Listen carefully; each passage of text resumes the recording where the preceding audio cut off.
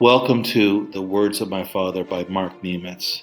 May these words transport you just as they have transported me.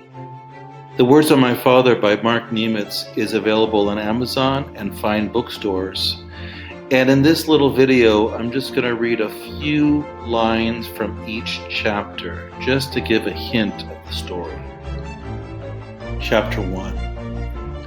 So, there were times when I didn't listen to my father and I had to learn from my mistakes.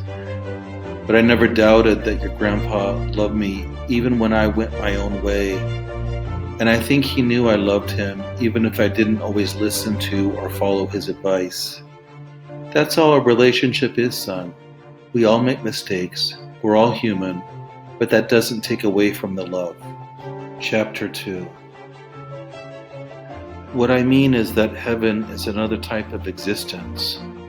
When I want to see you, I just come into your room or I call out Joseph, and there you are because you have a physical body.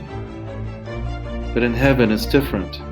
I can't go look for my mother as I can for you, but over time, I understood that my mother was still with me, but in a different way. Chapter 3.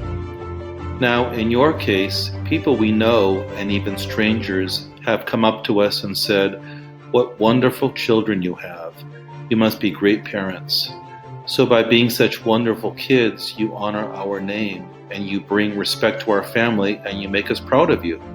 "Papa," the boy said, "we're not that wonderful, are we?" Giuseppe laughed. "Yes, you are, son," he replied. Chapter 4. One night, my father read me a story about a bad king who used his power to hurt others.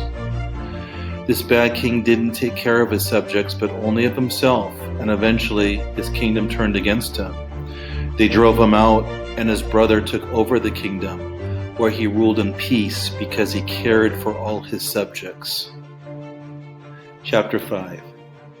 Giuseppe smiled and reflected. There were two brothers, he began, whose father was a king.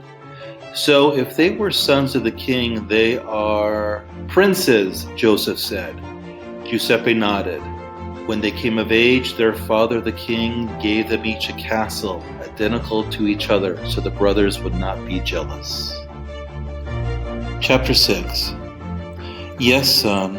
His father thought he could control the future by sacrificing the well-being of his people, but instead he lost his own life and simply harmed his own kingdom. I think it is the same with us. That is why the prayer says, "Give us this day." We only have this day, and I can only be happy this day. Yesterday I can only remember, tomorrow I cannot yet grasp. Give me what I need this day. Chapter 8. Just then one of the king's servants entered and whispered into the king's ear. The king looked up at his son, Prince Michael, with pain in his face. "I will forgive you in the same way," he said, "as you have forgiven the servant whose wife has taken ill." Prince Michael frowned because he knew that he had not treated the servant with mercy as his brother had. Chapter 8. Why do you think we took the safe route up that mountain, son? Because you didn't want anything bad to happen to us, the boy replied. "And why don't we want anything bad to happen to you, son?" Giuseppe continued. "Papa, because you love us," the boy said. Giuseppe nodded and leaned over and kissed his son's head. "Yes, because we love you." Chapter 9. Now one day a storyteller arrived in this land, and he spun tales of far-off adventures, of dragons and knights and heroes. Jonathan and James heard these stories and got it into their heads that, when they came of age, they would leave their father's house to seek out these adventures. The last chapter. When I hear you say your prayer, son, I always say Amen, because I want your prayer to be in my heart. It is much more than agreeing. It is wanting those words to become part of me. That is what Amen means to me. And little Joseph continued to reflect on these words every evening before he fell asleep. Thank you for sharing this little overview of my book, The Words of My Father. There's much more in the book itself, and I hope you find the time to read it. Thank you.